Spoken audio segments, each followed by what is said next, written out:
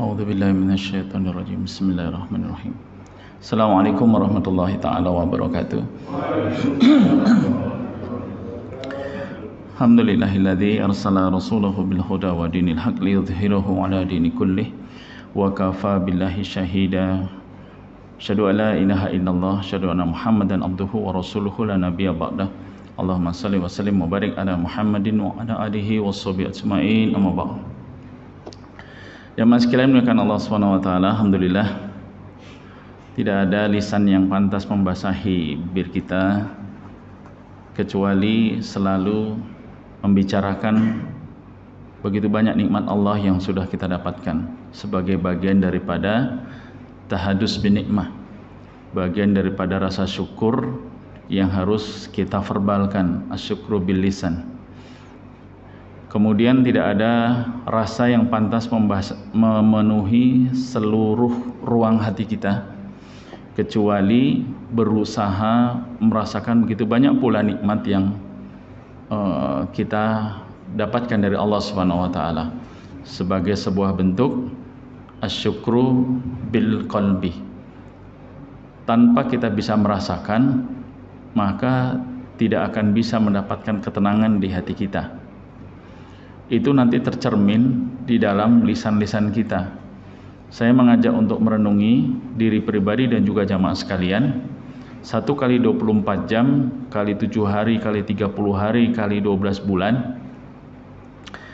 Dari verbal atau lisan kita yang sering kita bicarakan baik di keluarga, di tempat kerja dan seterusnya, lebih banyak keluhan atau lebih banyak mensyukuri nikmat. Salah satu indikatornya itu saja. Kalau kita lebih banyak membicarakan banyak nikmat Allah Subhanahu wa taala, maka mudah-mudahan itu adalah cerminan rasa di hati kita bahwa kita benar-benar bisa merasakan Allah ngasih banyak nikmat, banyak banget. Kemudian juga tidak cukup dengan asyukru bil lisan, asyukru bi qalbi, maka harus direalisasikan dengan amal, asyukru bil amal. Sebagai salah satu bentuk contoh yang sering kita dengar bagaimana Rasulullah Muhammad sallallahu alaihi wasallam salat tahajud sampai kaki beliau bengkak. Ketika ditanya, ini adalah bentuk suatu indikasi bentuk bagaimana menjadi hamba yang bersyukur walaupun dosa-dosanya sudah diampuni semuanya. Maka jemaah sekalian dimuliakan Allah Subhanahu wa taala, untuk menjadi melaksanakan semua perintah Allah tentu kita butuh contoh, dan tidak ada contoh yang lebih baik kecuali contoh dari Rasulullah Muhammad sallallahu alaihi wasallam. Semoga salam dan salawat tercurah kepada beliau, keluarganya, sahabatnya, dan mudah-mudahan kita pengikutnya setia sampai akhir zaman. Jemaah sekalian, sedikit supaya nyambung dengan momentum. Apa momentumnya? Momentum kelahiran Nabi Muhammad sallallahu alaihi wasallam. Di mana-mana kalau menyambut kelahiran itu pasti ada rasa sukacita. Bahkan ketika kita bernostalgia sekalipun, ketika kita ngobrol sama anak kita, dulu kamu lahir begini, begitu, dan seterusnya. Ketika membicarakan kelahiran anak kita, maka kita membicarakan disertai dengan rasa yang apa, Pak? Senang kan? Bahagia. Mengingat kamu dulu begini, kamu dulu begitu, apa dan seterusnya, waktu di kandungan begini dan seterusnya. Saya yakin insya Allah sebagian besar semuanya pasti membicarakan kegembiraan. Membicarakan kegembiraan. Maka begitu juga ketika kita mengingat sebuah momentum, apalagi ini momentum kelahiran manusia paling mulia sepanjang zaman, Rasulullah Muhammad sallallahu alaihi wasallam, maka kita seperti di-refresh kembali, diingatkan kembali bahwa ada rasa gembira di hati kita yang kemudian diingatkan kembali bahwa segala hal perintah dari Allah Subhanahu wa taala ketika kita mencoba merealisasikan dengan asyukru bil amal, amal-amal itu hendaknya mencontoh bagaimana Rasulullah Muhammad sallallahu alaihi wasallam merealisasikan semua perintah Allah Subhanahu wa taala. Maka cukuplah beberapa ayat, salah satunya adalah laqad kana lakum fi Rasulillah uswatun hasanah. Liman kana yarjullah wal yaumil akhir. Jadi mereka-mereka yang bisa beruswah kepada Allah Subhanahu wa taala, ya bisa beruswah kepada Rasulullah Muhammad SAW adalah mereka yang ada memiliki beberapa persyaratan. Ini adalah persyaratan pokok. Jadi ketika kita niatkan untuk beruswah kepada Rasulullah, maka diniatkan bahwa beruswahnya kita itu karena yarjullah wal yaumal akhir. Jadi kita mengharapkan, benar-benar mengharapkan rahmat Allah. Ya, mengharapkan rahmat Allah, kemudian hari akhir yang baik. Dalam prosesnya kita diminta untuk wa dzakarallah katsira. Kita diminta untuk banyak mengingat Allah Subhanahu wa taala. Ya, jadi jamaah sekalian, Allah sudah memberikan kisi-kisinya. Allah sudah memberikan indikator-indikator. Kamu ingin mencontoh Rasulullah, baik. Ketika ingin menjadi manusia terbaik, ayo beruswah kepada Rasulullah. Gimana caranya? Maka niatkan dulu yang benar. Luruskan niat. Niat mencontoh Rasulullah cuma satu. Yarjullah, mengharapkan rahmat Allah Subhanahu wa taala. Dan kemudian kenapa diingatkan tentang hari akhir, bahwa semua amal kita nanti akan dipertanggungjawabkan di hadapan Allah Subhanahu wa taala. Prosesnya wa dzakarallaha katsira. Kita diminta untuk banyak mengingat Allah, banyak mengingat dalam bentuk segala bentuk apapun dalam proses kehidupan kita. Nah, ketika masih bicara terkait dengan amal, maka tentu setiap amal yang kita lakukan, kita bertetangga sebagai RT, RW di tempat pekerjaan, kita selalu diniatkan untuk menjadi yang terbaik. Ya, menjadi the best lah, menjadi yang terbaik. Nah, jamaah sekalian, ketika yang menjadi yang terbaik, kita kaitkan dengan pernyataan Allah Subhanahu wa taala terkait dengan kuntum khairu ummah, bahwa umat Muhammad sallallahu alaihi wasallam itu dilahirkan menjadi umat terbaik. Jadi umat terbaik. Di sini permasalahannya adalah begini. Kalau kita bicara qada dan qadar, ada sesuatu yang memang sudah Allah tetapkan sampai hari kiamat. Bahwa misal contohnya, umat Muhammad sallallahu alaihi wasallam itu akan menjadi umat terbaik dari umat-umat yang lainnya. Bahwa nanti hari kiamat, sebelum hari kiamat datang, itu akan ada tanda-tanda seperti ini. Itu sudah ditentukan. Yang belum ditentukan adalah kita berada pada posisi mana. Seperti ketika arsalah rasulahu bil huda wa dinil haq liyudhiru 'ala dini kulli. Bahwa Allah Subhanahu wa taala mengutus rasulnya itu untuk memenangkan agama Islam di atas agama-agama yang lainnya. Itu sudah ditentukan oleh Allah Subhanahu wa taala. Tapi yang belum ditentukan oleh Allah Subhanahu wa taala, nah ini masuk kepada kaidah qadarnya, adalah posisi kita ada di mana. Ya, posisi kita ada di mana. Tapi tentu saja semua itu sudah tertulis di Lauh Mahfuz. Tertulis di Lauh Mahfuz itu ada yang memang sudah ditentukan takdirnya, ada yang tertulisnya karena dengan pengetahuan Allah, ya sekali lagi dengan pengetahuan Allah, Allah tahu nanti tahun depan akan terjadi apa, 10 tahun akan terjadi apa, dan seterusnya. Ini untuk menjawab bahwa kemarin di Ittihad juga ada pertanyaan seperti itu. Kalau sudah tertulis di Lauh Mahfuz, berarti kan takdir sudah ditentukan. Ya, takdir sudah ditentukan. Terus kita ngapain susah-susah dan seterusnya. Nah, sekali lagi nanti mungkin ada kajian khusus guru-guru kita yang lain membahas ini. Jadi ada yang sudah ditentukan, ada yang itu fa'alhamaha fujuraha wa taqwaha.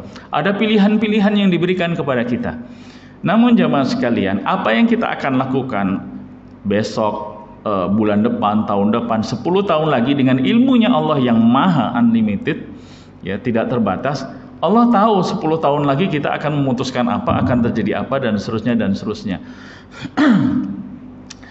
Contoh, nah ini contoh, kemarin saya membuat perkiraan seperti ini. Saya megang apa Pak? Air mineral. Nih, ini biar nggak terlalu khusyuk. Ketika air mineral ini saya lepas, apa yang akan terjadi? Yakin? Yakin nggak? Pasti lagi mikir saya mau sulap apa gitu. Ya. Kalau ini saya lepas, insya Allah pasti jatuh. Kenapa jemaah sekalian bisa memastikan padahal belum terjadi? Kenapa? Karena ada apa? Karena ada gravitasi bumi. Artinya apa? Bapak-bapak punya ilmunya kan? Betul ya?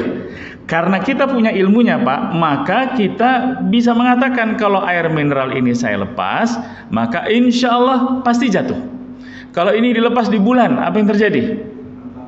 Nah, kan lebih keren lagi kan? Padahal belum pernah ke bulan kan Pak? Tapi bisa menjawab, ngambang. Kenapa? Karena gaya gravitasi bulan lebih rendah daripada bumi. Kita saja sebagai manusia yang dikaruniakan sedikit pengetahuan bisa melakukan estimasi-estimasi. Kalau di cuaca itu apa? BMKG, ya kan bisa melakukan estimasi kan? 2 hari lagi hujan, berawan, hati-hati nanti banjir, hati-hati mau ada tsunami dan sebagainya. Artinya dengan pengetahuan yang diberikan Allah Subhanahu wa taala kepada kita bisa memberikan estimasi.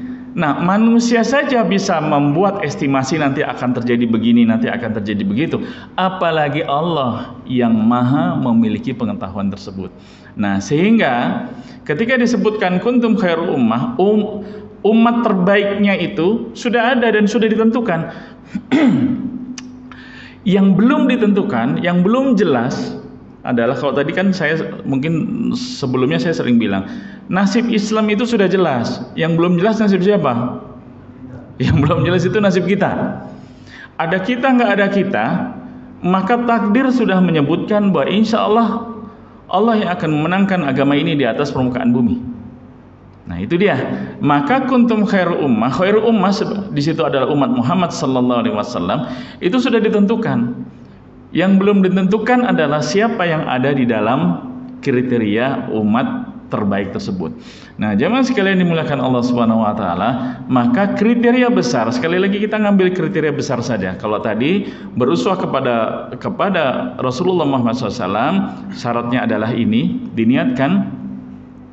Maka sebagai umat terbaik, persyaratannya adalah ta'muruna bil ma'ruf wa tanhauna 'anil munkar. Jadi jemaah sekalian dimuliakan Allah Subhanahu wa taala, sebagai umat terbaik maka harus ada amal nyata, harus ada action. Saya mengajak diri pribadi dan juga jemaah sekalian harus ada amal nyatanya. Kan tadi asyukru bil lisan, bil qalbi dan bil amal. Apa amal nyatanya? Besarannya adalah amar ma'ruf nahi munkar. Turunannya nanti kita sesuaikan dengan kegiatan-kegiatan yang bisa kita lakukan di dalam lingkungan kita, di tempat kerja, di keluarga dan seterusnya. Tapi besarannya adalah amar ma'ruf nahi munkar. Turunan amar ma'ruf nahi munkar kan banyak banget nih. Banyak banget. Sebagai apa? Sebagai RT, silahkan bisa menggerakkan amar ma'ruf nahi munkar. Sebagai pengurus DKM, apa amal nyatanya? Amar ma'ruf nahi munkar. Silakan cari turunannya.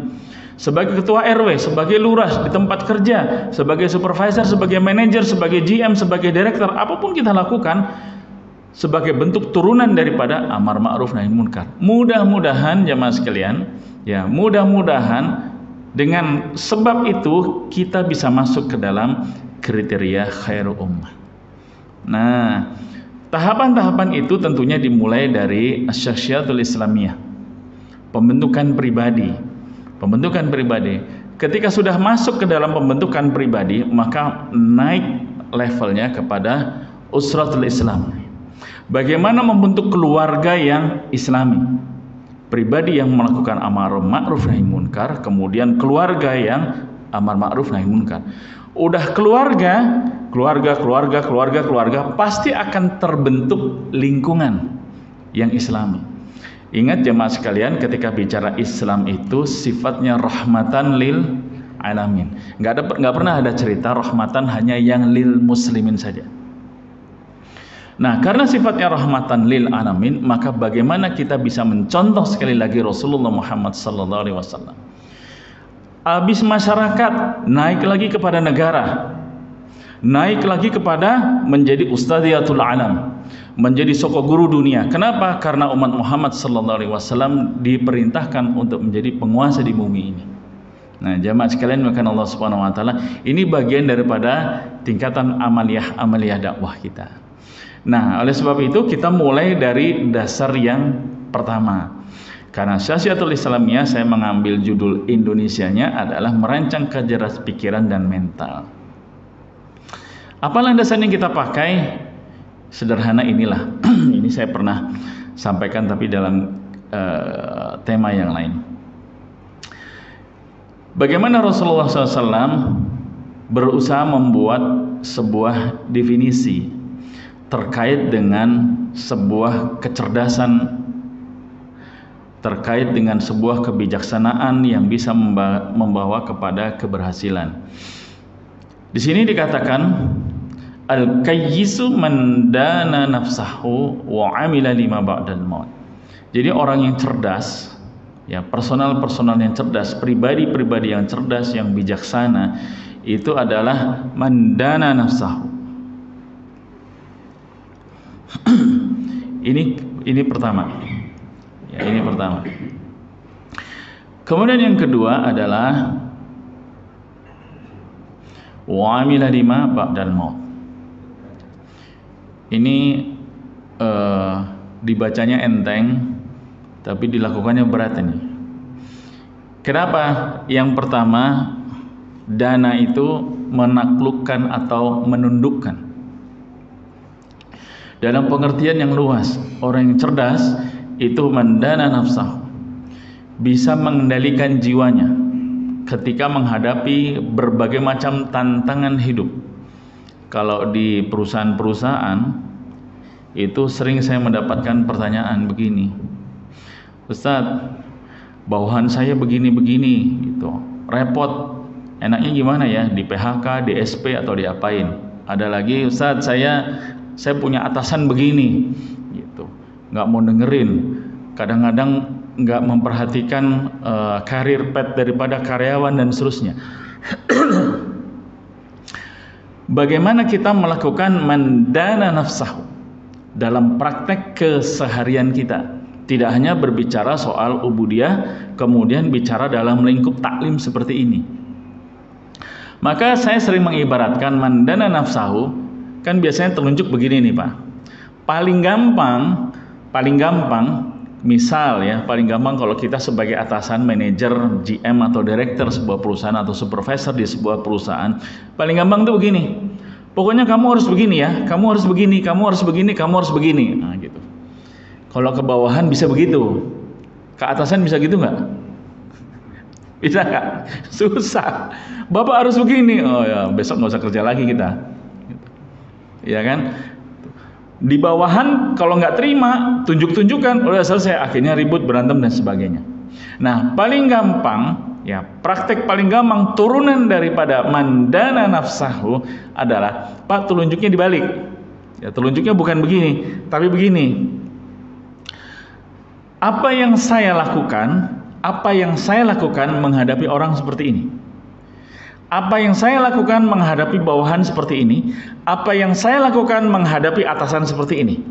Nah, kenapa harus dimulai dulu? Karena kita paling bisa menguasai diri kita ketimbang menguasai orang lain.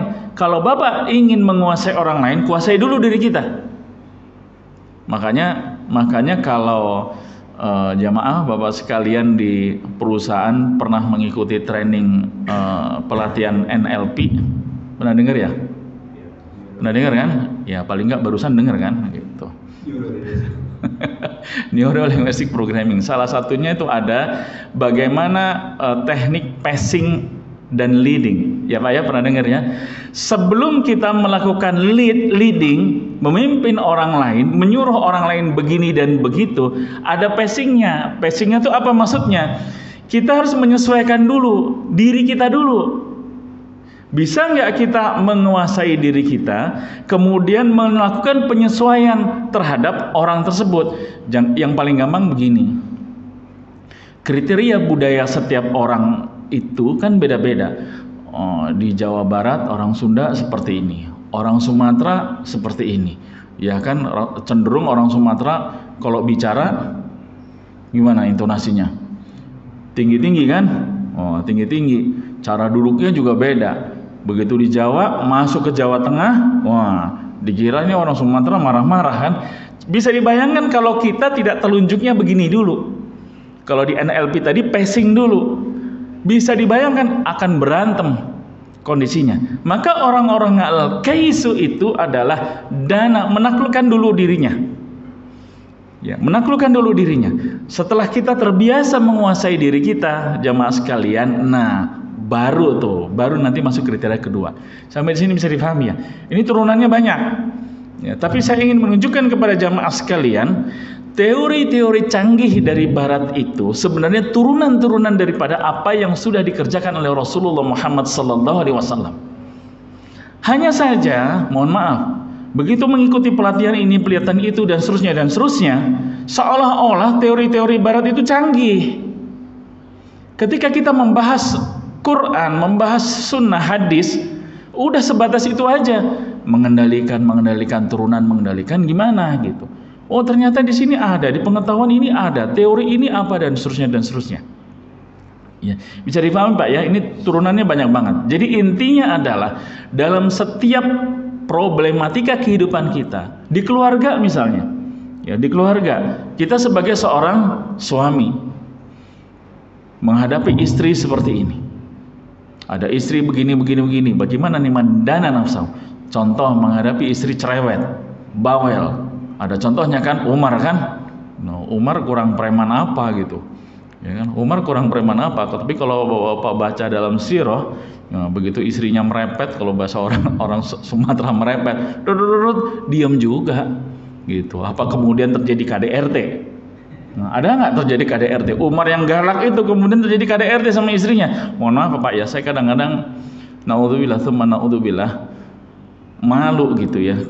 Gitu, ada laki-laki seorang suami kemudian bisa KDRT gitu ya kepada istrinya. Udahlah, istrinya secara fisik wanita lemah gitu kan, harusnya kan otot yang katanya kuat ini gitu kan, harusnya kan digunakan untuk melindungi keluarga kita yang lemah, anak istri kan. Naudzubillah.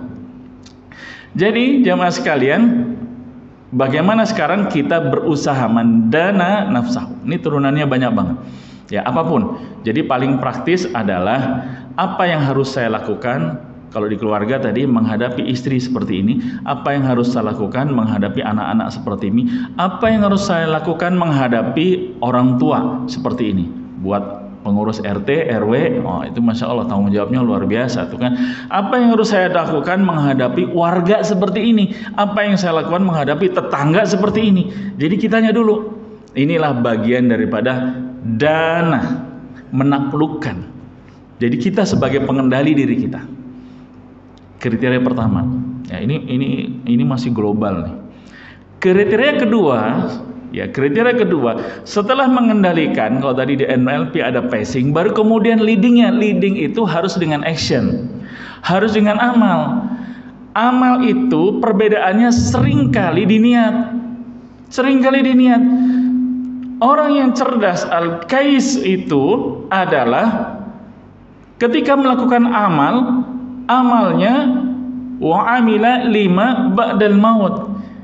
Dia melakukan action, melakukan amal, semuanya bangunan di kepala dia, rancang bangunnya itu adalah untuk akhirat.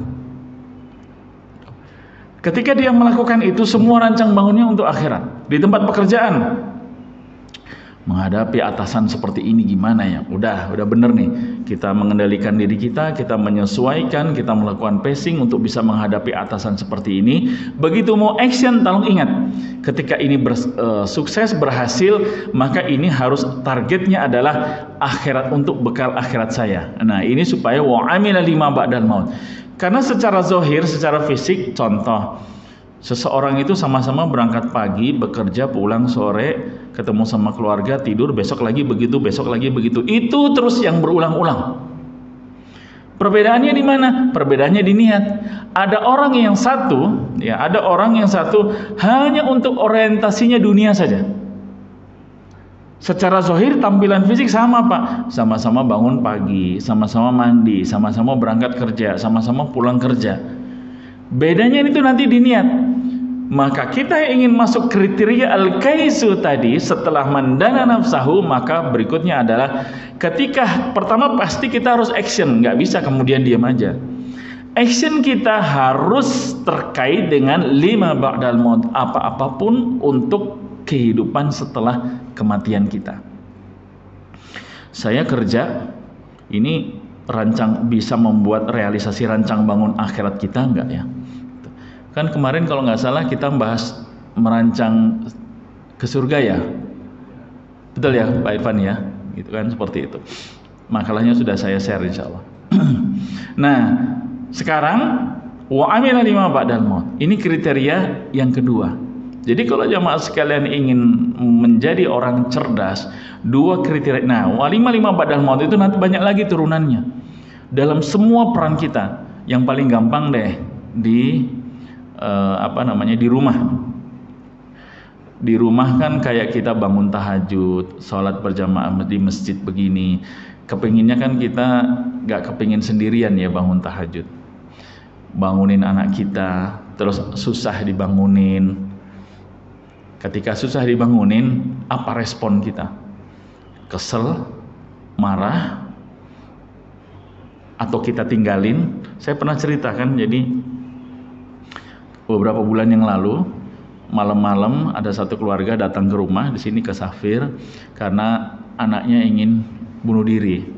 Ya ini problem orang tua. Ya, si ayahnya ini rajin ke masjid Pak, rajin ke masjid. Ketika intinya si anak itu adalah ingin caper saja, cari perhatian. Setelah udah saya diagnosa dan seterusnya, kemudian saya ajak bicara orang tuanya, ini udah jam 11 malam waktu itu ya. Ternyata apa? Kalau si ayahnya itu rajin Pak, rajin banget ke masjid. Salat subuh pasti ke masjid. Salat subuh pasti ke masjid. Tapi keluarganya kenapa nggak ada yang ikut? Jadi rupanya ketika dia bangunkan anaknya sekali, nggak bangun, ya udah 2 kali 3 kali mulai kesel, mulai marah-marah nih si orang tuanya ini. Seterusnya menjadi apatis. Ketika diingatkan sama istrinya, pas mau berangkat sholat subuh ke masjid, anaknya diajak, nggak pernah mau, ditinggal, nggak pernah mau, udah ditinggal. Akhirnya sejak itu nggak pernah ngajak anaknya. Jamaah sekalian melakukan Allah Subhanahu Wa Taala, ini bagian turunan daripada mandana nafsahu. Kalau kita berada pada posisi itu sebagai seorang ayah, sebagai seorang tua, kesal juga nggak Pak? Kesel ya, pas kesel dah gitu. Masa nggak kesel kan nggak mungkin. Tapi begitu kesel, gimana caranya dana nafsahu, mengendalikan keselnya itu menjadi sebuah action yang di situ jadi wa amila lima ba'dal maut. Kan mau berusaha nih tadi kepada Rasulullah SAW. Rasulullah ketika kita baca sirah nabawiyah, ketika kita baca sejarah, sampai detik-detik paman beliau meninggal, berhasil nggak merekrut untuk masuk Islam? Enggak kan? Pertama enggak. Tapi kedua, mengajak beliau sampai akhir hayatnya, berhenti nggak? Enggak kan? Terus diajak kan Pak? Betul ya? Terus diajak kan? Artinya ada nggak dicontohkan bahwa Rasulullah SAW itu kemudian menjadi apatis, bodo amat lah, gitu. Diajak nggak mau. Ibaratnya kalau bahasa kita, pegel saya. Ada nggak? Nggak ada. Itu satu. Contoh yang lain, yang ekstrim-ekstrim deh contohnya. Ketika mendapatkan penolakan di kota Taif. Ingat di sejarah ya Pak ya, kota Taif. Sebelum ketemu Madinah. Iya kan? Ketika Rasulullah datang, ya sebelumnya masyarakat kota Taif sudah diprovokasi terlebih dahulu. Nanti akan datang orang yang namanya Muhammad akan melakukan begini-begini nih, dia mau menyesatkan kamu dari Tuhanmu begini-begini dan seterusnya. Maka ketika Rasulullah SAW datang ke kota Taif, udah langsung ditolak. Bukan hanya ditolak, diusir, kemudian dilempari batu dan seterusnya. Marah nggak di situ Nabi Muhammad SAW? Marah nggak? Ayo. Luar biasa kan bagaimana dana nafsahu. Bahkan ketika malaikat menawarkan untuk ngangkat itu bukit Uhud untuk ditumplekin ke masyarakat kota Taif, Rasulullah melarang itu. Sekarang mereka tidak beriman kepadaku, tapi insya Allah nanti mereka, anak cucu mereka akan beriman kepadaku. Masya Allah. Bagaimana Rasulullah SAW sudah memberikan uswah suri tauladan yang keren banget dalam kaitan mendana nafsahu, mengendalikan sampai kita belum pernah ya Pak berdakwah itu mengajak seseorang, ya kalau mendapatkan penolakan biasalah, maaf, paling masih adat ketimurannya masih ada kan. Maaf saya nggak bisa datang, maaf saya begini gitu, oh maaf saya sakit saya ini, walaupun cuma ada alasan juga gitu. Tapi belum pernah sampai kemudian dicaci maki, apalagi dilempari batu sampai berdarah dan sebagainya. Belum pernah loh kita kayak gitu. Dan ini Nabi Allah Muhammad SAW sampai seperti itu berdarah. Tapi bagaimana contohnya? Beliau melakukan dana nafsahu. Kemudian apa? Actionnya juga sudah dikasih contoh. Wa amila lima ba'dal maut. Nah, jadi jamaah sekalian, turunannya banyak. Jadi kalau kita ingin praktek keseharian, Masya Allah, Al-Quran dan As-Sunnah itu sudah mencontohkan. Hanya saja kita harus membuka dan mengkaji kembali turunannya seperti apa. Begitu banyak pelatihan-pelatihan yang keren, mahal-mahal, dan itu memang luar biasa. Tapi kita lupa bahwa Rasulullah Muhammad SAW sudah mencontohkan itu semua. Saya dulu beberapa kali diskusi, siapa yang jago NLP, siapa yang begini-begini, ayo diskusi sama saya. Semuanya sudah ada, di Quran sudah ada, di hadis sudah ada, di contoh Rasulullah SAW sudah ada. Seperti itu kondisinya. Nah makanya tadi Pak Irfan bilang spiritual mental block breaking. Kenapa saya senang mengambil tema mental block? Contoh kalau di kantor suka ada simulasi jalan di atas api. Ada yang udah pernah? Hah? Di atas beling ya, kayak debus tuh. Di atas api itu ada tekniknya aja. Secara teori fisikanya itu ada. Ya kan, jadi dulu awal-awal tuh ada seorang coach yang katanya saya udah nggak punya mental block karena dia sudah berapa kali sampai ratusan jalan di atas api itu. Karena itu kan sebenarnya hanya ngetes mental saja. Dia bilang dia nggak punya block, nggak punya mental block. Saya tanya, Anda Muslim bukan? Muslim. Gitu. Kalau gitu sudah berapa juz hafalan Anda Pak? Loh saya kan bukan dari pondok pesantren, itu namanya mental block saya bilang. Paham ya Pak? Ya saya pertanyaannya sederhana, sudah berapa juz Al-Quran yang Anda hafalkan? Loh saya nggak menghafal itu Pak, karena saya kan bukan dari pondok pesantren. Nah itu berarti Anda punya mental block terhadap agama Anda sendiri. Anda punya mental block terhadap kitab suci Anda sendiri.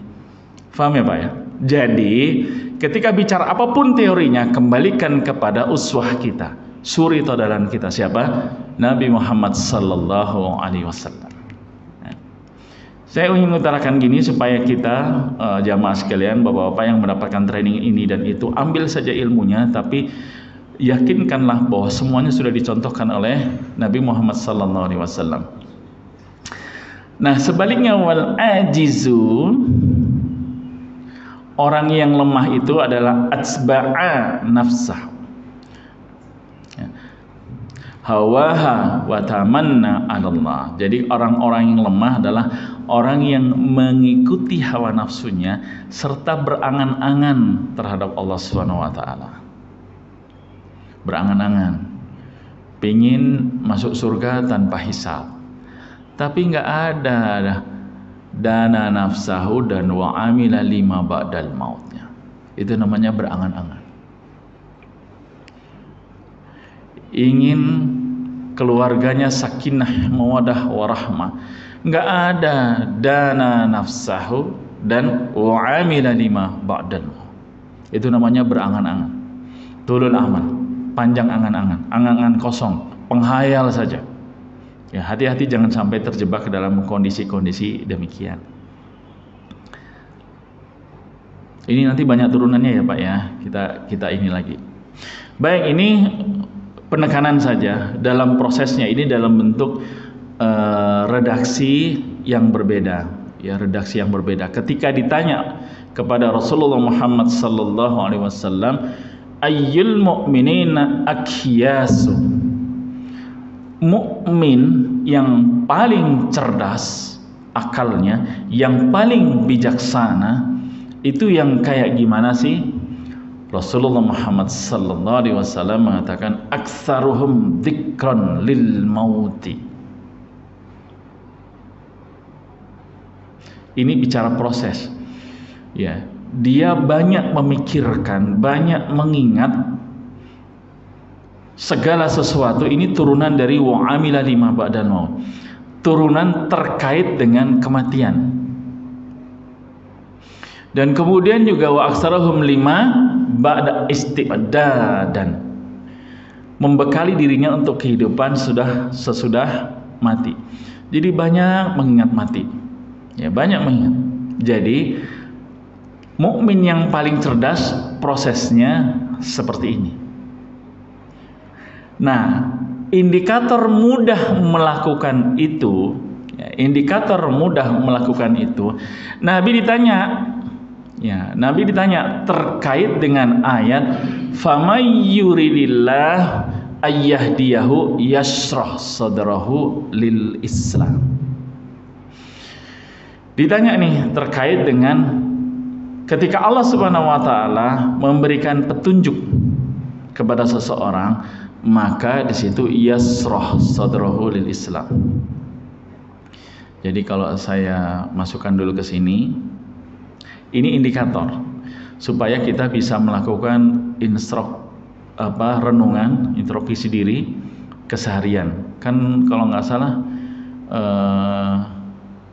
di sini muraqabah sudah pernah ya dibahas, sudah kena seperti itu. Nah, jadi indikasi bagaimana kita bisa melakukan muhasabah. Famay yuridillahu ayyahdihu yasrah. Kita ingin mendapatkan indikator ini. Benarkah mudah-mudahan petunjuk Allah Subhanahu wa taala itu selalu masuk ke dalam diri kita? Indikatornya adalah yasrah sadrahu. Dada kita lapang. Ya, Bapak sekalian, dada kita lapang. Ada ajakan begini, lapang. Pokoknya ajakan untuk mendekatkan diri kepada Allah Subhanahu wa taala, apapun bentuknya, dada kita lapang. Kita melakukan kesalahan diingetin, lapang. Nah, kita lagi dalam bentuk apapun lah, ya kan kaidahnya kan infiru khifafah wa thiqala, dalam keadaan apapun lah. Dalam keadaan berat, dalam keadaan ringan, udah lapang kita. Indikatornya itu aja. Ketika diingatkan, dibangunin untuk sholat tahajud, lapang dada kita. Oh iya ya, alhamdulillah. Menghadiri majelis taklim, lapang dada kita. Nah, ini saya mengajak diri pribadi dan juga jamaah sekalian, bagaimana tingkat kelapangan kita ketika mendapatkan seruan, mendapatkan ajakan apapun bentuknya. Intinya adalah mendekatkan diri kepada Allah Subhanahu wa taala dengan kaidah turunan wa amila lima ba'dal maut. Oh iya ya, ini untuk kehidupan akhirat saya. Oh iya ya, ini untuk kehidupan akhirat saya. Ada sesuatu yang tidak mengenakkan, ada ungkapan yang tidak mengenakkan, atau ada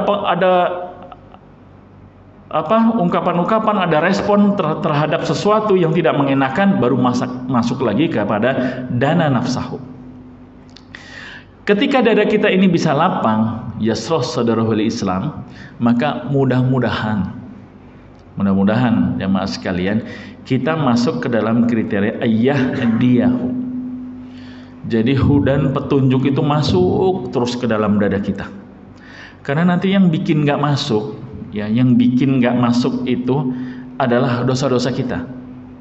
Ya, ibarat ada gelas kosong, kita mau isi gelas itu dengan air, tapi gelas itu ada tutupnya. Masuk nggak airnya, Pak? Nggak masuk. Ya, nggak masuk airnya. Jadi jangan dibilang orang Allah tidak memberikan petunjuk. Enggak, Allah selalu senantiasa memberikan petunjuk kepada hambanya. Karena apa? Karena Allah Subhanahu wa taala tidak memiliki sifat zalim pada hambanya. Jadi yang menzalimi itu kita yang menzalimi diri kita sendiri. Allah tuh selalu memberikan petunjuk. Petunjuk itu selalu datang kepada kita. Tapi gelasnya ini ada tutup, dan tutupnya itu benar-benar terpasang. Maka petunjuk itu lewat aja. Nah, tutup itulah dosa-dosa kita.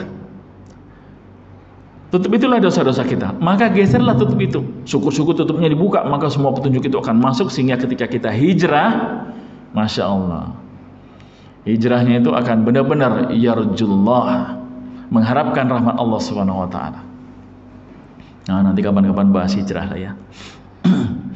Yasra sadrahu lil Islam. Tapi ada indikasi yang kita nggak kepingin nih. Wa may yurid ayyudillahu. Nah, ini jangan-jangan Naudzubillah, tsumma naudzubillah. Yaj'al sadrahu dayiqan haraja. Disesatkan oleh Allah Subhanahu wa taala, maka indikatornya adalah dada kita sempit lagi sesak. Dapat seruan begini, diingetin begini, mulai dongkol. Ya, apalagi kalau diingetinnya tidak sesuai dengan selera pribadi. Ingat Pak, selera pribadi. Hati-hati dengan selera pribadi. Hati-hati terhadap ego. Hati-hati. Makanya kan salah satu doa yang ini dimaksud yang menjadi populer itu dari Umar Ibn Khattab, Allahumma arina haqqo. Minta diberikan petunjuk kan, yang benar itu benar. Supaya apa? Dimudahkan kita untuk mengikutinya. Yang batil kita minta ditunjukkan. Kenapa? Karena semua seruan itu kan selalu mengatakan dirinya yang paling benar.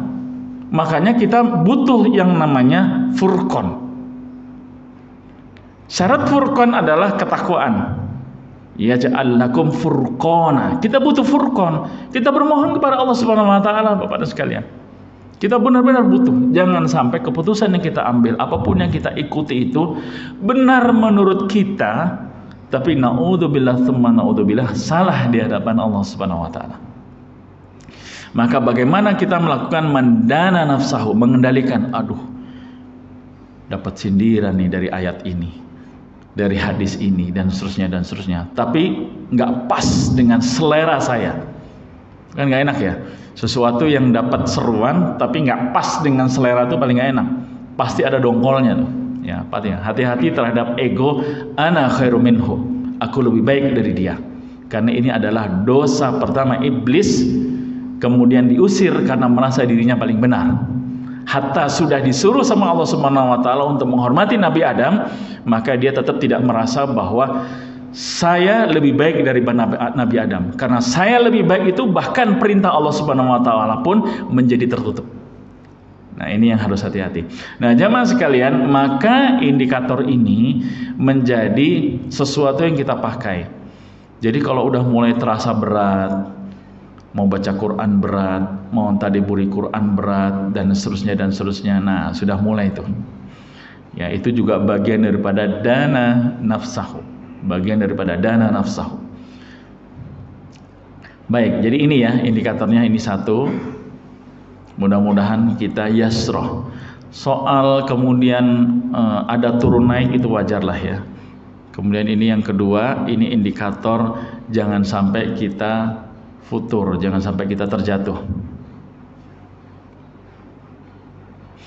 Nah, ini pernah kita bahas. Sekarang kita lihat saja, kita aplikasikan dalam kehidupan kita sehari-hari. Segala sesuatu itu ada buahnya. Segala sesuatu ada buahnya. Ibadah itu juga ada buahnya. Ketika kita melakukan ibadah, sholat atau apapun, tidak bisa masuk ke dalam kriteria khairul ummah. Apa tadi? Amar ma'ruf nahi munkar. Sekali lagi, amar ma'ruf nahi munkar itu turunannya banyak. Ya, turunannya banyak. Salah satunya adalah jamaah sekalian, benteng yang kita akan dapatkan adalah kita akan memiliki energi sabar dan syukur. Makanya disebut ajaib. Orang ammah, orang umum akan melihat mereka orang-orang mukmin dengan kadar energi sabar dan syukurnya disebut ajaib. Disebut ajaib kenapa sih Pak? Disebut ajaib itu kan berarti kan di atas rata-rata ya. Ya kan, disebut ajaib itu kan pasti di atas rata-rata. Masya Allah, orang itu sabar banget ya. Diuji begini begitu tapi masih begini. Masya Allah, orang ini Masya Allah. Itu yang disebut ajaib. Kalau masih rata-rata atau lagi naudzubillah di bawah rata-rata itu, apalagi itu nggak ajaib namanya. Kita kepinginnya buah daripada dana nafsahu dan wa'amila lima ba'dal maut itu menghasilkan keajaiban. Apa keajaibannya?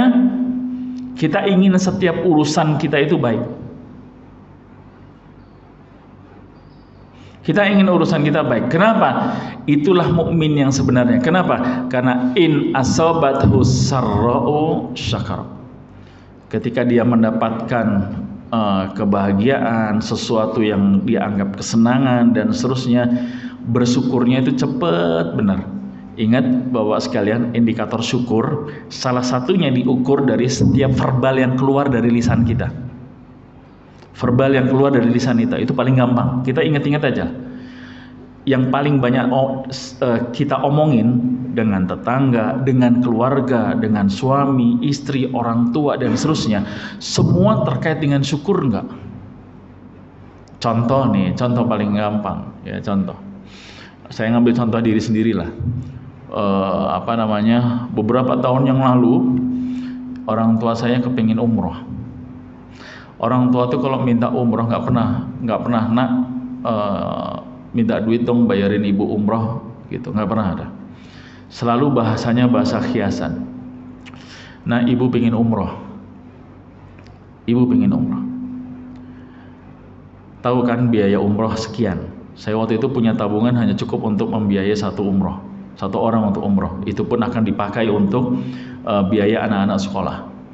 Tapi karena ibu saya yang minta, udahlah saya nggak mikir lagi. Saya belum bilang istri, saya bilang udah ibu nanti umroh, nanti saya biayai. Tapi rupanya beliau punya harapan yang lebih tinggi lagi. Nah, ibu kepingin umroh sama kamu juga. Bayangin, waktu itu beliau ingin saya titipkan ke adik saya karena pas adik saya pengen umroh. Jamaah sekalian perhatikan bahwa kalau waktu itu Allah tidak menyelamatkan kalam saya tentu akan ngomong begini. Ya bu, kira-kira lah kalau minta umroh kan mahal, emang umroh bayarnya pakai daun. Nah, ya kan? Tapi alhamdulillah Allah menyelamatkan kalam saya. Tiba-tiba Allah ilhamkan di hati saya itu, saya ingat tahajudnya beliau. Iya ya, tahajud ibu saya itu masya Allah gitu. Dalam kondisi beliau kena Parkinson, tremor, gerakannya lambat banget. Tapi ketika setiap saya bangun, saya lihat kamarnya itu selalu sudah nyala. Berarti apa? Beliau sudah bangun duluan. Saya titip aja udah, bu, tolong doain ya, tolong doain nanti kita bisa berangkat umroh bareng. Diomongin lagi, tapi ibu pengen berangkat sama istrimu juga, kita sekeluarga berangkat. Bisa dibayangkan Pak? Alhamdulillah sekali lagi Allah menyelamatkan kalam saya. Walaupun agak bingung juga kan, ini gimana nih caranya ya. Udah, buat tolong doakan sajalah. Doakan saja, insya Allah kita berangkat bareng. Nah, jamaah sekalian, perhatikan aplikasinya. Nggak begitu lama, kalau nggak salah nggak sampai setahun lah ya, nggak sampai setahun. Alhamdulillah kami berangkat umroh bareng. Dari rezeki-rezeki yang tidak terfikir sebelumnya di otak saya. Ini bagian daripada aplikasi. Jamaah sekalian, kerjain aja, nggak usah mikir. Kenapa? Karena kalau tidak ada satupun dalil yang memerintahkan kita memikirkan bagaimana caranya Allah mengabulkan doa kita. Ada nggak dalil itu? Nggak ada. Yang ada kita diperintahkan untuk minta saja. Tapi masalahnya, naudzubillah tsumma naudzubillah, syaitan laknatullah itu membisikkan di telinga kita, membisikkan di hati kita. Ketika kita meminta sesuatu, dibisikin, dari mana duitnya? Misalnya contohnya umrohnya, dari mana duitnya umroh? Bayar cicilan rumah aja kemarin sempat tersendat-sendat kan? Oh, bisikin tuh di hati itu kan? Seperti itu kondisinya. Terus karena syaitan Allah membisikkan, dari mana bisa dapat uang gini-gini. Artinya apa? Sadar atau tidak sadar Pak, kita dipancing untuk memikirkan bagaimana caranya Allah mengabulkan doa kita. Wallahi tidak akan pernah nyampe. Dan gak pernah kita ditugaskan untuk memikirkan gimana ya caranya Allah gini. Gak ada. Rasulullah ketika berdoa supaya Allah menangkan perang Badar, Rasulullah juga gak mikir gimana ya ngelawan sekian kali lipat jumlahnya dengan persenjataan yang lebih lengkap dan seterusnya. Tapi minta saja, yakin Allah Subhanahu wa taala, yakin pasti mengabulkan doa kita. Mengabulkan dengan cara yang seperti apa, waktunya yang seperti apa, nah itu hak prerogatifnya Allah Subhanahu wa taala. Jadi gitu ya Pak, ini bagian daripada mental block juga. Nah, ketika wa in asabat hudurra'u sabara. Ini teorinya gampang nih ya, teorinya gampang. Tapi dalam prakteknya syaitan anatullah terus masuk. Jadi kita ingin masuk ke dalam kriteria ajaban ini, ajaib lah. Nah ternyata ini juga hadis yang pernah saya ungkap. Aplikasinya ini juga masya Allah. Ya ketika kita mandana nafsahu amila lima ba'dal maut, tanpa terasa jamaah sekalian, tanpa terasa kita sudah masuk ke dalam kriteria hadis ini. Kenapa hadis ini memperingatkan dua hal? Man kanatid dunya hammah, siapa yang dunia itu jadi hammahnya. Jadi hammahnya itu jadi passionnya, jadi tujuannya. Yang kalau diomongin, ya diomonginnya itu nikmat bener, tapi diomonginnya itu hanya stop pada tataran dunia. Stop pada tataran dunia. Contoh, mohon maaf. Kalau pada pelatihan motivasi dan lain sebagainya, nggak ada yang jelek lah ya, nggak ada yang jelek. Semuanya bagus karena ingin mengubah orang untuk menjadi lebih baik dan bersemangat di dalam hidupnya. Tetapi seringkali, mohon maaf, jamaah sekalian, seringkali targetnya itu selesai pada tataran dunia. Ya biasanya training motivasi isinya hanya itu. Misal, ayo kamu harus semangat, harus yakin begini. Masa nggak kepengen punya rumah, masa nggak kepengen punya mobil, masa nggak kepengen umroh, hatta untuk umroh saja juga dibawa. Tapi masalahnya stop pada di situ aja. Ya stop di situ aja. Tidak dibangun tentang rancang bangun kehidupan akhirat seperti apa. Bapak masih ingat ya ketika saya cerita tentang impian akhirat.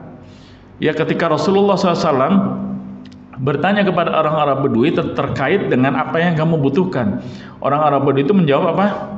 Butuh unta merah, beberapa unta merah lengkap dengan pelananya. Nah, ini kan kendaraan bergengsi kalau di zaman sekarang. Kemudian apa lagi? Domba-domba yang gemuk, yang banyak air susunya untuk mencukupi kebutuhan keluarga. Apa kata Rasulullah? Masa kalau bahasa kita ya, masa cuma segitu doang? Kenapa kamu tidak minta seperti permintaan wanita tua Bani Israel? Apa permintaan wanita tua Bani Israel? Waktu itu Nabi Musa alaihissalam beserta kaumnya Bani Israel ingin keluar dari Mesir, tapi nggak bisa, muter aja. Kenapa? Ulama Bani Israel kemudian mengingatkan kepada Nabi Musa, wahai Musa, kami terikat perjanjian dengan Yusuf bahwa kita hanya bisa keluar dari Mesir kecuali sudah membawa jasadnya Yusuf dipindahkan ke Palestina. Di mana kuburannya Yusuf? Ada seorang wanita tua yang tahu di mana kuburannya Yusuf. Hadapkan kepadaku. Singkat cerita, ditanya, wahai wanita tua, di mana kuburannya Yusuf? Wanita tua itu, aku akan tunjukkan di mana kuburan Yusuf, tapi dengan satu syarat. Jadikan aku tetanggamu di surga, wahai Musa. Nah, perhatikan. Ini adalah rancang bangun wa amila lima ba'dal maut. Artinya apa? Kita punya impian, silahkan Pak. Tapi jangan berhenti pada impian tataran dunia saja. Jangan berhenti pada tataran impian dunia saja. Mohon maaf juga terkait dengan program-program hafalan Quran. Seringkali para penghafal Quran itu berhenti pada tataran impian dunia. Apa? Hafal Quran, jadi qori, jadi imam, jadi guru tahfiz, selesai. Rancang bangun untuk kehidupan akhiratnya seringkali kurang ditekankan. Berhentinya pada saat tataran jadi penghafal Quran selesai. Supaya nanti apa? Supaya nanti kalau kuliah gampang. Apa gampangnya? Bisa dapat beasiswa ya. Nah, kan sekarang banyak perguruan tinggi yang memberikan beasiswa bagi penghafal Quran. Tapi selesai pada titik tataran itu saja. Tataran rancang bangun akhiratnya tidak ditekankan. Kalau tataran rancang bangun akhiratnya ditekankan, Pak, masya Allah, masuk ke dalam kriteria al-kaisu. Menurut ciri Rasulullah Muhammad SAW, akan terbentuk nanti nataijul ibadah, buah-buah dari ibadahnya akan masuklah kita memiliki al-furqan, pembeda. Muncul lagi tools yang lain, syukur dan sabar, sehingga apa? Masuk kriteria ajaban.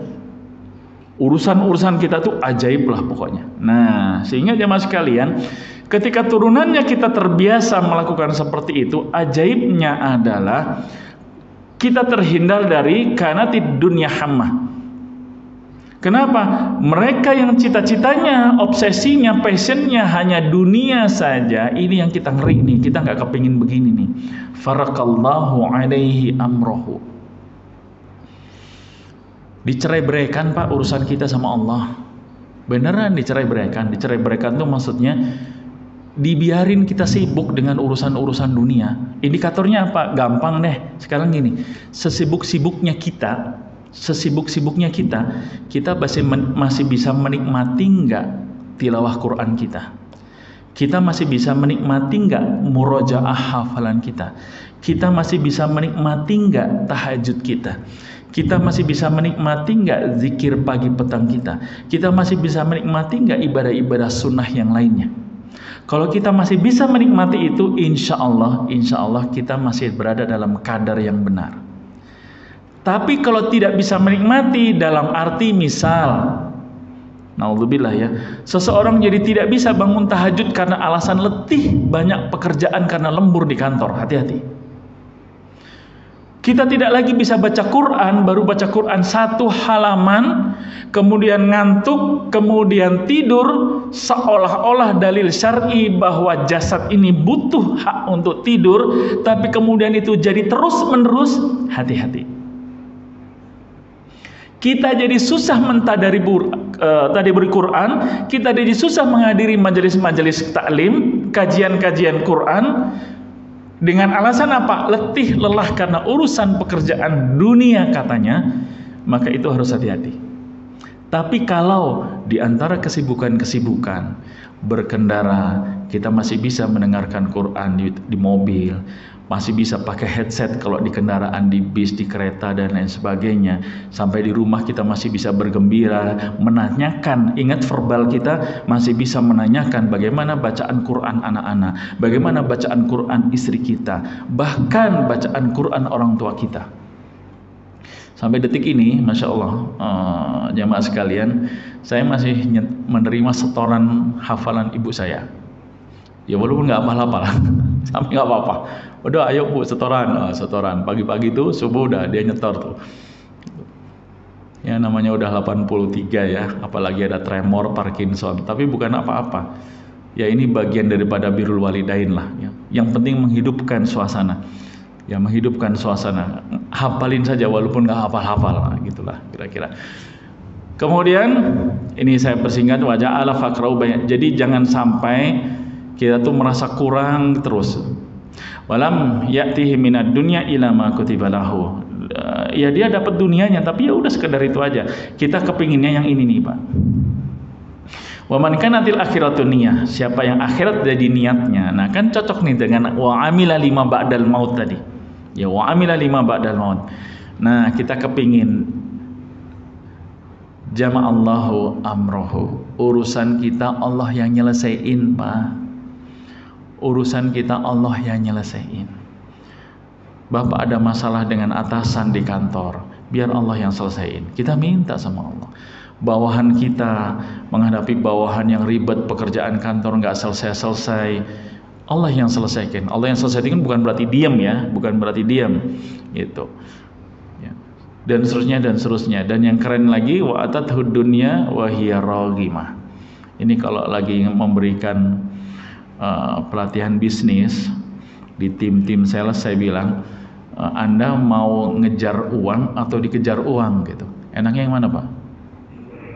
Dikejar uang ya. Nah, ini dia wa atatu dunya wa hiya raghimah. Harta itu, uang itu datang ke kita dalam kondisi hina. Gak apa-apa lah ya kita berpenghasilan punya harta sekian miliar gitu kan. Ya, yang penting ikhlas masuk surga gitu kan. Kalau di dunia bisnis ini jangan sampai begini. Mohon maaf, kadang-kadang banyak pepatah yang saya sangat gak setuju. Contoh nabung pangkal kaya gitu ya. Kan gitu kan, dari kecil kan gitu ya. Nabung pangkal kaya. Saya kok nyari dalilnya gak ketemu-ketemu ya.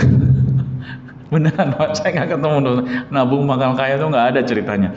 Sedekah masih ada, ya kan? Sedekah masih ada. Nabung pangkal nggak ada. Yang ada kalau mau ngikutin Abdurrahman bin Auf, yang mau ngikutin Abdurrahman bin Auf itu nggak pernah ada tabungan. Beliau tuh nggak pernah ada tabungan. Kenapa? Dalam sirahnya yang saya pelajari, di dalam mindset sama mentalnya itu adalah hari ini saya punya penghasilan 2 juta, bulan depan harus 5 juta. Udah dapat 5 jutanya, bulan depan harus 10 juta. Udah dapat 10 jutanya, bulan depan harus 20 juta. Kenapa? Dalam otaknya itu menambah terus penghasilan. Untuk apa? Wa amila lima ba'dal maut. Diambil sedikit saja untuk keperluan pribadinya. Habis itu, untuk dakwah. Terus seperti itu. Masya Allah ya. Pengen gitu nggak? Pengen ya? Jangan pengen doang. Ayo action. Wa amila lima ba'dal. Rancang bangunnya udah dibikin dulu, Pak.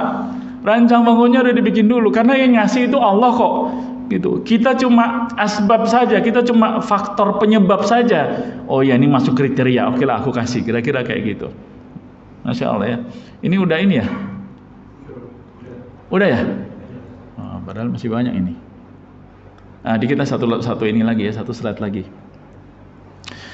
Nah, sering kali ada ungkapan lagi yang saya secara pribadi juga nggak suka. Ungkapannya begini. Harus seimbang antara dunia dan akhirat. Tuh, saya nggak setuju. Mohon maaf, ini kan pendapat saya ya. Saya nggak setuju. Harus seimbang dunia dan akhirat. Bapak hitung deh, nggak akan pernah seimbang. Ayo coba hitung. Kalau mau dipisah-pisahkan dunia akhirat, coba pergi pagi, ya kan? Mau kerja ke kantor. Kerja ke kantor tuh nyelesain urusan apa? Udah berapa jam tuh? 8 jam di kantor belum ditambah dengan perjalanan. Sampai di rumah masih capek kan? Masih capek urusan apa? Urusan dunia. Habis itu ceritanya mau baca Quran. Ayolah udah, mau berapa jam sih baca Quran? Habis itu tidur. Tidur sehari berapa jam? Ayo. Besok lagi begitu lagi kan? Kalau mau dihitung-hitung, mau dipisahkan dunia dan akhirat nggak akan pernah bisa, Pak. Makanya bedanya itu di niat. Karena nanti bertentangan dengan wa ma khalaqtul jinna wal insa illa. Nah, kan kita diciptakan full, bukan 50-50, bukan 100% proses kehidupan kita itu untuk ibadah kepada Allah Subhanahu wa taala. 100%, hatta bukan 99%. Gimana mau mengatakan keseimbangan dunia dan akhirat? Nggak akan pernah bisa. Makanya jangan dipisah-pisahkan. Jangan dipisah-pisahkan. Makanya ada yang keren dari ungkapan Imam Al-Ghazali. Kerennya itu adalah, nah di sini nih. Fa inna dunya masra'ah. Dunia itu adalah ladang akhirat. Nah, ini kerennya nah. Dunia ini, kehidupan dunia ini adalah ladang akhirat. Wahia, maksudnya adalah dunia itu adalah alat sarana, al-alatu wassilah ilallah azza wa jalla. Dunia itu adalah ladang akhirat dan dunia itu adalah alat sarana untuk menuju Allah Subhanahu wa taala. Jadi nggak ada pemisahan-pemisahan. Kita bahkan kerja di kantor, di kepala kita mendana nafsahu, rancang bangun akhiratnya sudah ada. Rezeki ini nanti untuk begini. Di kantor masih ada nih ternyata yang banyak yang belum sholat. Di kepala kita, wa amila lima ba'dal maut, Pak. Wah, saya ajaklah ini si fulan. Ini bawahan saya ternyata banyak yang belum bisa baca Quran. Bikin usulan taklim di kantor, pemberantasan buta huruf baca Quran. Kenapa? Di kepala kita tuh amila lima ba'dal maut, rancang bangun untuk kehidupan akhirat kita. Ibadah nggak tuh? Ibadah kan? Masya Allah. Jadi jangan dipisah-pisahin, Pak, keseimbangan dunia dan akhirat. Nggak akan pernah bisa seimbang. Yakin banyak dunianya. Bisa dipahami ya, Pak ya? Nah, jadi yang namanya beribadah kepada Allah Subhanahu wa taala, kan tadi ingat di sini nih. Aksaruhum dzikran lil mauti. Mikirin terus.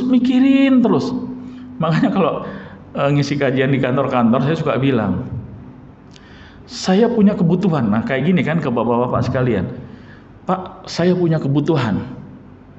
Kebutuhan, apa kebutuhannya? Jamaah sekalian, bapak-bapak, kemudian menjalankan ajakan ini. Makanya saya tujukan untuk diri pribadi, kemudian untuk bapak-bapak semua. Berharap apa? Berharap ini jadi passive income saya. Kalau ngomong passive income yang kayak gini nih. Bismillah, misalnya Bismillah, Ustadz Irfan menjalankan. Setelah ini dari kajian ini menjalankan. Saya sudah di alam kubur Pak. Bismillah, insya Allah sangat berharap kebaikan ini dijalankan, benar-benar dijalankan. Kan royaltinya insya Allah masukkan ke saya. Ya benar ya. Gini yang ada di kepala kita begini, jadinya akhirnya apa?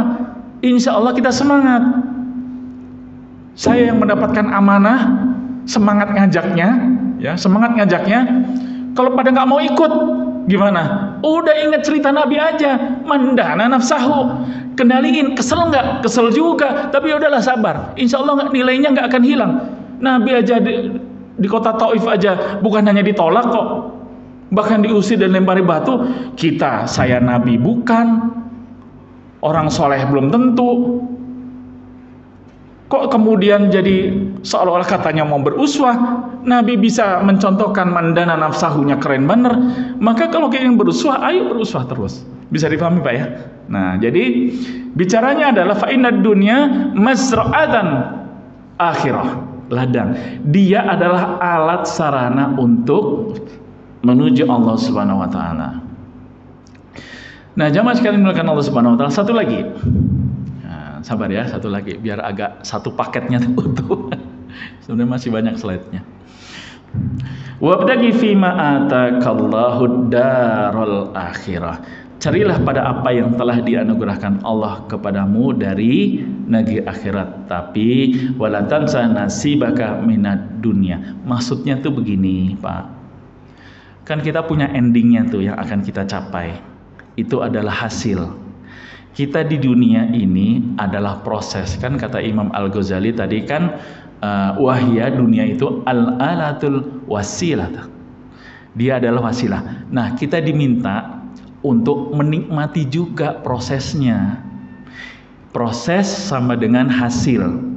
Kita kan punya target ngejar hasil nih Pak. Ya kan, seolah-olah pastinya kenikmatan itu akan kita dapat ketika hasilnya kita dapat, betul kan? Tapi Allah Subhanahu wa taala menginginkan karena kamu di dunia nikmatin nikmatku yang ada di dunia itu, nikmatin prosesnya. Mendapatkan nikmat apa? Menikmat rezeki, nikmat sehat, rezeki harta, rezeki istri soleha, anak-anak yang soleh dan soleha dan seterusnya, rezeki tetangga yang baik, pemukiman yang baik, itu nikmati. Nah itu maksudnya. Jadi jangan kemudian berletih-letih kayaknya kok nggak selesai-selesai dan sebagainya, akhirnya kita nggak menikmati prosesnya. Nah karena prosesnya itu ada di dunia, endingnya ada di akhirat, jemaah sekalian, maka kita diminta untuk menikmati prosesnya. Jangan sampai ada kisah yang ketika Rasulullah SAW sampai kepada beliau ada orang yang ingin ceritanya mensucikan diri sehingga tidak nikah-nikah, puasa tidak buka-buka dan seterusnya. Rasulullah mengatakan, aku juga manusia, aku nikah kok ketika puasa, aku juga berbuka. Artinya apa? Sisi kemanusiaannya Nabi Muhammad SAW juga dimunculkan karena kita juga manusia. Baik jamaah sekalian dimuliakan Allah Subhanahu wa taala, mungkin itu yang bisa disampaikan, mengingatkan kepada diri pribadi, yuk secara totalitas beruswah kepada Rasulullah Muhammad sallallahu alaihi wasallam, manusia terkeren sepanjang zaman. Kita hanya diminta untuk kemudian membuat dan menggali turunan-turunan itu. Karena turunan-turunan itulah ketika kita bisa mengeksplorasi itu, maka jamaah sekalian akan melihat bahwa teori-teori barat itu sesungguhnya basi. Ya ada teori ini, teori itu dan sebagainya. Jamaah sekalian kalau nanti ingin ada hal yang khusus, insya Allah saya akan bisa kupas. Mau apa? Mau ngupas NLP keislaman, NLP itu basi lah. Mau bicara apa? Hipnoterapi, itu hipnoterapi juga basi lah. Ya bagaimana Rasulullah SAW sudah mengajarkan itu semua. Jangan sampai kemudian terjebak dalam kaidah-kaidah yang melenceng, apalagi kemudian sampai kepada kemusyrikan. Saya ingin mengajak jamaah sekalian untuk terkagum-kagum dengan apa yang sudah Allah berikan kepada kita melalui contoh as-sunnah Rasulullah Muhammad SAW dengan momentum kegembiraan mengingat kelahiran Nabi Allah Muhammad SAW. Saya mengajak untuk terus merefresh diri kita menjadi manusia terbaik agar terus bisa tergabung ke dalam umat terbaik.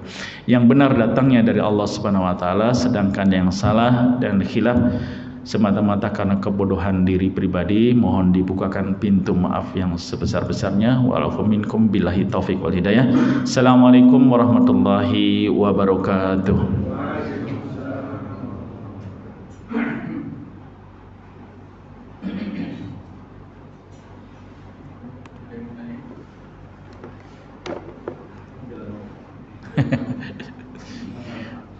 Ini masih bersambung nih, masih banyak.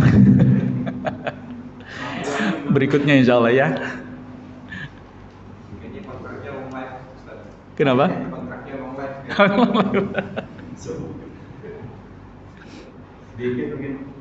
Iya, padahal Pak. Ya nggak apa-apa, santai aja Pak. Kebetulan saya udah NLP itu Pak. Oh iya. Jadi dari sisi trainernya juga betul apa yang Ustaz ini ungkapkan bahwa NLP itu dasarnya emang dari timur juga sebetulnya. Cuman dia olah dengan orang barat sehingga terbentuk pas science ya kan. Iya. Science itu. Jadi endingnya kemarin itu sama. Itu apa yang Ustaz pernah terangkan bahwa kita tuh harus sadar diri ke dalam kita. Cuman bagaimana supaya tetap istiqomah di jalannya itu. Kalau mereka di beliau menerangkan ke saya tuh, yang pertama bangun tidur harus berterima kasih sama Allah. Gitu. Yang kedua jangan buka handphone deh katanya. Karena di medsos itu banyak yang pengekor yang akhirnya kita mikir macam-macam gitu. Iya. Dari sisi Ustaz ada trik-trik yang lain mungkin? Nih. Istiqomahan. Jadi punya ide. Kalau di kita ada ini nggak Ustadz Irfan, program kayak daurah mabit gitu ya. Nanti saya coba desain semacam pelatihannya, tapi semuanya itu mengambil dari Quran, as-sunnah, kemudian pendapat para imam. Nanti insya Allah nanti kita breakdown bahwa semuanya itu di Islam ada. Karena kan bicara keistiqomahan, misalnya tadi bicara keistiqomahan. Kalau di teori umum itu kan hidup itu kan mempengaruhi dan dipengaruhi Pak ya.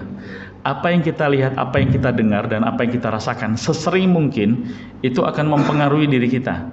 Makanya seringkali kalau di perusahaan-perusahaan Jepang misalnya kan sering ditempel tuh, ada dia membuat kayak visual board. Iya kan? Supaya apa? Setiap hari, setiap detik, setiap menit yang dilihat itu. Ketika itu dilakukan, maka itu akan masuk ke dalam subconscious kita, alam bawah sadar kita. Padanan alam bawah sadar itu adalah hati sebenarnya, karena sama-sama definisinya kan unlimited itu size-nya, besarnya. Hati kan juga kayak gitu kan? Gitu. Hanya saja contoh, ketika bicara alam bawah sadar, itu di teori-teori modern itu seringkali mengabaikan unsur-unsur yang sifatnya goib. Kalaupun ada yang sifatnya goib, mereka kemudian jadi seolah-olah meniadakan eksistensi ketauhidan Tuhan. Nah, gitu, itu masalahnya. Ya kan, jadi semuanya memang ukurannya sains banget. Nah, mereka lupa banyak sains yang tidak bisa mencapai ilmunya Allah Subhanahu wa taala. Iya kan? Banyak sains yang tidak bisa mencapai ilmunya Allah Subhanahu wa taala. Nah, itu sering mereka lupakan. Ya kan kayak gitu. Nah, jadi ya kayak kemarin nih, wallahu alam kita pernah bahas enggak ya? Di dalam diri kita ini kan banyak suara. Betul Pak ya? Pernah enggak kita mengkaji habis suara-suara itu suara apa sih? Suara siapa? Kan banyak nih. Ada tawaran ini, berangkat enggak ya? Ikut enggak ya? Ini enggak ya? Ini enggak ya? Sehingga kita harus mengambil satu keputusan. Nah, suara-suara itu suara apa? Nah, dalam riset saya, ternyata suara-suara itu dua hal. Secara sains itu adalah kita ini seperti kayak program komputer. Kita seperti program komputer. Tapi memang yang kedua, selalu ada unsur setan dari bangsa jin. Ada lagi tadi yang sebutkan jin korin, itu jin korin itu nggak bisa diruqyah. Jin korin itu nggak bisa diruqyah. Sampai kita mati dia tetap akan ada. Yang lain bisa diruqyah. Kalau kita membahas jin, pasti bahasnya tatarannya hanya kesurupan doang. Pak, mohon maaf, naudzubillah ya. Kesurupan itu adalah tataran terendah. Kesurupan itu tataran terendah. Yang paling berat adalah mempengaruhi perlahan-lahan kita jauh dari Quran. Jauh dari Allah. Itu. Nah, mungkin wallahualam Pak Irfan, kalau wallahualam ya, kalau kita ada agenda misalnya agenda keluar gitu ya, entah kita bikin daurah atau pelatihan, tapi jangan di sinilah, capek ya. Yang di alam kita nyewa villa gitu, asik juga kayaknya ya. Ya camping atau apalah gitu. Kayaknya boleh juga tuh. Ya semalaman gitu ya. Kita nanti insya Allah nanti saya desain lah. Ya nanti supaya apa? Cuma satu aja Pak, saya ingin mengajak supaya jamaah itu benar-benar nanti kalau sudah itu melihat teori-teori barat itu basi lah gitu. Beneran gitu ya kan Pak?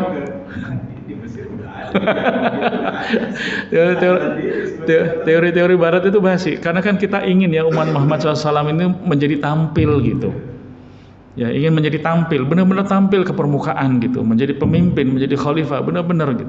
Dan itu sudah ada bahwa insya Allah akan ada yang tampil, cuman masalahnya kita bukan yang tampil, itu aja. Dalam semua peran deh Pak, semua peran gitu, kita harus mengambil peran itu, peran apapun gitu. Karena ceritanya itu pasti nanti umat Muhammad Islam itu pasti akan menjadi pemenang, itu sudah ada ceritanya. Cuman kita masuk dalam golongan itu apa enggak, itu aja. Nah disinilah kita berfastabiqul khairat, kita ingin mengambil peran itu, mengambil posisi itu.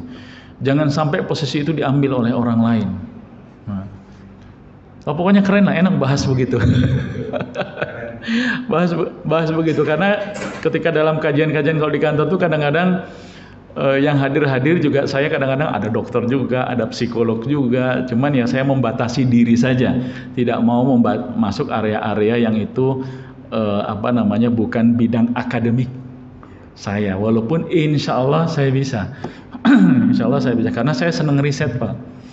Risetnya tuh paling gampang riset ke diri sendiri aja lah ya, kondisinya seperti itu. Kita bikin lah nanti yang keren-keren ya, nanti bapak-bapak yang belum pernah jalan di atas api, wah debus kalah lah pokoknya.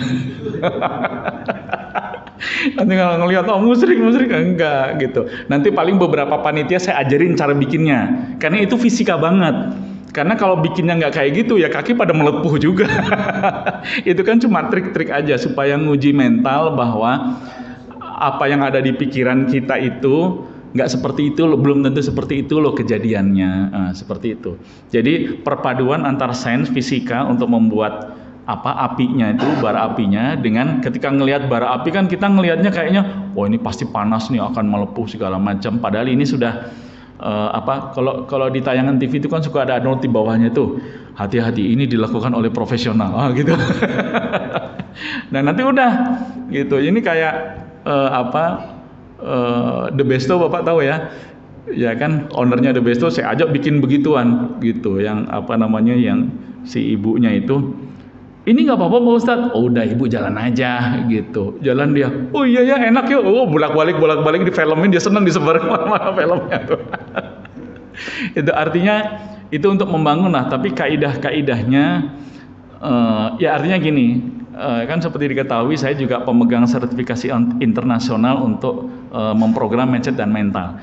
Yang ngeluarin sertifikasinya kan dari NJA Amerika, itu kan barat banget, ya kan. Nah, tapi kan kemudian saya aja ketika ngambil sertifikasi itu berantem sama instruktur saya, karena mereka menganut sistem mempercayai adanya reinkarnasi. Di Islam kan nggak ada reinkarnasi kan, gitu. Saya Muslim, saya nggak ada reinkarnasi. Tapi kerennya, jadi gini babnya itu mungkin saya pernah utarakan ya Pak. Jadi trauma kita ini, itu penyebabnya itu bisa berasal dari 200-300 tahun yang lalu. Oh, bingung kan? Emang umur kita berapa? Gitu. Begitu ketemu ternyata bisa didiagnosa, bisa diobatin. Tuh kan nggak masuk akal. Ternyata saya riset, saya konsultasi kepada teman-teman psikolog yang Muslim dan sebagainya. Ternyata apa? Faktornya adalah DNA. Tahu DNA ya? yang membawa faktor genetika orang tua kita dulu. Jadi misalnya Pak Irfan, kakek buyutnya di zaman Jepang dulu pernah ketangkep sama Jepang, kemudian disiksa sama Jepang, kemudian trauma kan tuh, iya kan? Nah, entah sepersekian persen traumatik kakek buyutnya Pak Irfan itu bisa turun kepada beliau. Nggak pernah ada ini, tiba-tiba ada trauma ini. Ada lagi pernah dengar soal dejavu, ya kan? Kayaknya saya pernah ke sini, padahal belum pernah ke situ. Bahkan rasanya itu melekat. Rupanya yang pernah ke situ siapa? Bisa jadi kakek buyut kita dulu, Pak. Cuman itu kan terekam di genetika, di DNA itu kan terekam semuanya. Kita kan menurunkan sifat kepada anak-anak kita kan. Kita ini juga dari hasil turunan orang tua kayak buyut kita. Dan ternyata itu bisa digali. Oh, ternyata ada gini. Oh, kan menarik kan? Oh, itu sains. Tapi sains ini baru sedikit benar yang dikasih sama Allah. Begitu banyak yang tidak bisa dibuka. Tapi ketika sains ini tidak bisa mencerna itu, bukan berarti nggak bisa. Maka yang bisa mengadopsi itu adalah ketika akal kita tidak bisa mengadopsi itu, maka yang harus bisa mengadopsi itu adalah keimanan. Karena keimanan tidak bisa semuanya atau hanya sebagian kecil yang bisa disainskan. Nah itu, bismillah. Ya Pak Irwan mungkin bisa jadi ide tuh, jadi ada ide tuh. Ya kita bikin kayak daurah apa gitu ya, insya Allah. Allah alam bisawab. Oh, ya Pak ya, mungkin bisalah dibicarakan ini untuk apa namanya mereka yang mau dan sebagainya gitu. Bismillah insya Allah. Menarik ya. Ya kan, karena ya gini lah, saya ingin juga kita menjadi pelopor lah ya, supaya teman-teman yang muslim jangan terkagum-kagum dengan teori barat. Dari dulu visi dan misi saya itu, Pak. Gitu. Jadi yang kita buka itu ya Quran. Ada problematika, kita buka Quran, kita buka tafsirnya, kita cari hadisnya. Oh ya ternyata ada dan sebagainya. Akhirnya apa? Yang paling banyak kita buka adalah ya kitab-kitab dari Islam gitu. Itu aja yang ingin saya kampanyekan terus itu dalam aspek apapun. Jadi ketika bicara beruswah, ya beruswah kepada Rasulullah itu jangan hanya dari sisi ubudiyah saja. Dari sisi ekonomi, bisnis, politik, kenegaraan, dari masuk kamar mandi sampai urusan negara udah dicontohin semua sama Nabi. Nah, saya kepinginnya kita juga beruswahnya secara menyeluruh kayak gitu. Ya kan, jangan hanya dari sisi ubudiyah saja. Soal bisnis gitu, Rasulullah itu sebelum diangkat jadi nabi kan Masya Allah gitu. Sampai saya pernah baca di sirah itu ada ungkapan dari orang kafir Quraisy, ada ungkapan gini, saya lebih senang menitipkan barang dagangan saya kepada Muhammad ketimbang kepada teman Quraisy saya. Kenapa? Karena pasti untung. Tuh. Bayangin Pak, ungkapan orang kafir Quraisy itu karena pasti untung kalau nitipin barang dagangan kepada kabilahnya Muhammad. Kedua, saya yakin Muhammad itu adalah amanah. Keuntungan itu tidak pernah dikorupsi. Masya Allah kan, bisa nggak kita beruswah kayak gitu? Kan keren banget itu. Asik ya? Wallahu a'lam bishawab. Kayaknya harus ditutup dengan doa kafaratul majelis. Subhanakallahumma wa bihamdika asyhadu an la ilaha illa anta astaghfiruka wa atubu ilaik. Oke, saya tunggu nanti ini usulan daurahnya ya. Wallahu a'lam bishawab.